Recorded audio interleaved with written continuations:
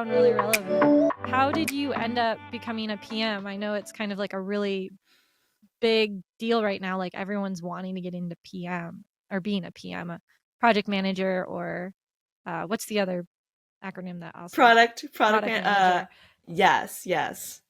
Yeah, that's a really great question. It starts, I guess, continuing my journey at Dropbox. So after I finished my 1 year rotational program, I decided to join their business strategy team, which is essentially internal consulting. So I think it's kind of funny how I like avoided going down that path in college, but somehow found my way to those roles because I realized both of those roles, it just provides me with like a really interesting, unique perspective that gives me like a just like a high level view of not only like the business and the different functions, but allows me to like dive deep within each of the teams to understand like, what are the metrics? What does it mean to work closely with senior stakeholders to identify like what problems we're trying to solve and what are the right like frameworks and strategies to go about that. So when after I'd been on the strategy team for about, I guess like a year or so, I realized I was looking for something more dynamic. As much as I enjoyed, chatting with senior leaders and helping them unpack and understand like what are their biggest problems and what strategy they want to apply to specific problems, I realized I really wanted to execute and I really wanted to get my hands dirty. And I felt like product would be the perfect role for me, but honestly, I didn't know how to get in. I was a little bit stuck. I felt like honestly getting in within Dropbox was quite challenging just because I didn't really have the skill sets, even though people say like it's sometimes easier to make the internal transition. So very much started looking externally. And interestingly enough, I ended up seeing someone post on a Georgetown alumni Facebook group that Rev was looking for a product manager. So I ended up reaching out to a product manager there, having a conversation, and one thing led to another. I got an interview, I did well, and I got my first and only ever product manager job. So that's how I ended up at Rev and ended up meeting you. And you and also ended up like being the head PM, didn't you? For a while there? Weren't you in charge of all of the PMs, not just one Oh like gosh. vertical or one like part of a vertical? You were like over all of it and you were running everything. And I could only imagine like the amount of stress because I had my own, like I was in charge of all of the data science, but Yeah. like the whole company, like you were the head PM. I was one of the senior product managers overseeing the Rev organization, the marketplace organization within Rev, but I reported to the head of product at the time. But it was still, yeah, quite a lot of responsibility. I wasn't necessarily expecting that managerial role so soon, but as you probably witnessed as well, there's just a lot of kind of transition with folks kind of leaving either to go on sabbatical or just pursue other parts of their professional career. So it ended up being something that was very much like flung upon me that I graciously accepted, but then realized it was a lot of responsibility. It was a lot of responsibility. I mean, I don't know if you're aware of this, but at one point in time, I think every single PM except one quit in the I'd heard entire of that. organization. So, at least that I was aware of and was told to me verbally. So, I'm not Hmm. quite sure what occurred behind the scenes. I can talk to data science and what was going on in data science, but it sounded very difficult to say the least and very stressful. Yeah. So here's the fun question.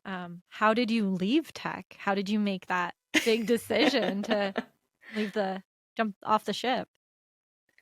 That's a really good question and quite nuanced. I know I've shared some of it on LinkedIn, but it very much does not start at all with tech and very much starts with my personal life, which I'm very willing to share.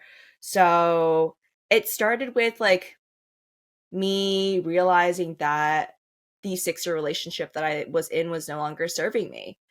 I'd been in a relationship for, about 6 years. We'd gotten engaged to be married. And in a lot of ways, I think to other people looking from the outside in, it seemed like I had the perfect life. I had a high paying job. I was engaged. We had just bought a house in the Bay Area. So very much like settling into suburban life. We we lived on a cul-de-sac. Like that is I feel like that's about as suburban as it gets, like cul-de-sac, backyard, like, all, the whole 9 yards. And And I just had it it took me recently explained to me that like in San Francisco, it's not normal to like get engaged, to get married, to be in like a committed relationship. Or well, it is normal to be in a committed Mhm. relationship, but you just don't get married. You just like live together indefinitely. That's very Like possible too. I like was talking to a gentleman in San Francisco and he was like, "Yes, I have a girlfriend. She takes care of me emotionally. We've been together 6 years." And he had no intention of like progressing it beyond that. I'm like, and she doesn't work and he just takes care of her and that's that. I just the culture is Gotcha. very different in San Francisco. So, Yeah, it is very different, and I feel like in a lot of ways, like I was like ahead of the curve. Like I had gotten engaged, I think around 25, broke off my engagement around like 27, and it was really breaking off the engagement where I felt like this massive weight had been lifted off my shoulders because this had been a decision that had been weighing on me for, I want to say, the better part of 8 to 12 months, trying to decide whether or not this is the person I want to move forward with.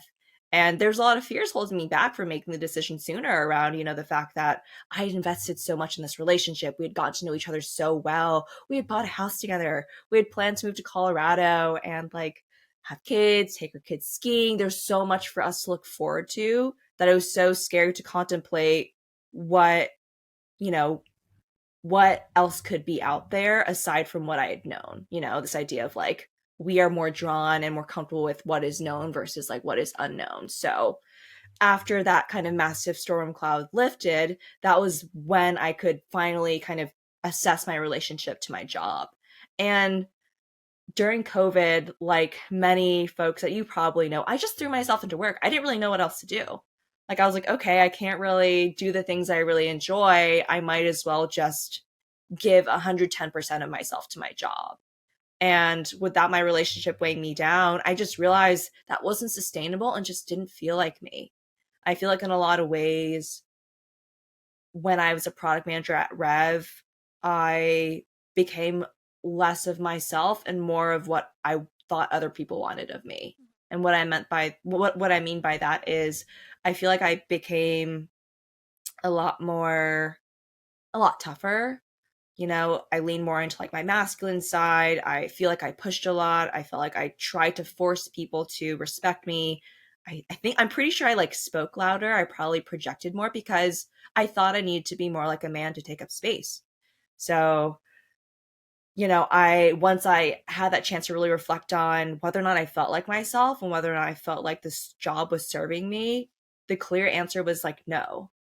Like this, I only follow this path because I thought this is what you need to do to succeed. I thought you needed to go to a good school, work for a good job, or get to a good company, climb the career ladder, and then one day I would be happy. But I just realized, like, I don't think this is for me. Like, I don't, like, I genuinely wasn't happy, but I thought I was because I was just following the script that everyone else followed.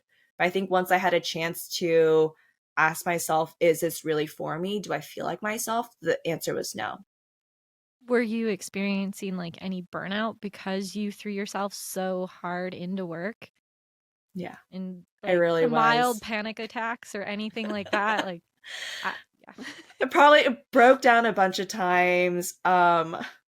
I just number of hours I spent working probably wasn't that much. Like probably per week, I was probably working between 50 and 60 hours per week. But then after work, I was thinking about work constantly. I still remember that I would go to bed reading first round review articles on like how to be a better product manager, what are like the top 10 skills you need to excel as like a people manager. And it just wasn't healthy because it felt like almost every moment that I wasn't working, I was thinking about work. And I feel like it was really that more so than the work itself. Like actually like on Zoom, that was burning me out. And it's always important to step back and take a break. Hmm. One of my friends was teasing me because I have my all my computers are set up on a timer and they all shut off at 8:30. Doesn't I matter love what I'm that. working on, but like you're done at 8:30. I don't care what you're doing. um, Yeah, that's amazing. And I feel like that was a boundary I didn't learn to set until like I quit my job and I just realized like I need a very like this is like a very hard boundary that I'm setting, that I'm leaving tech for an indefinite period of time because I know I need to heal. Like I know I need to work on myself.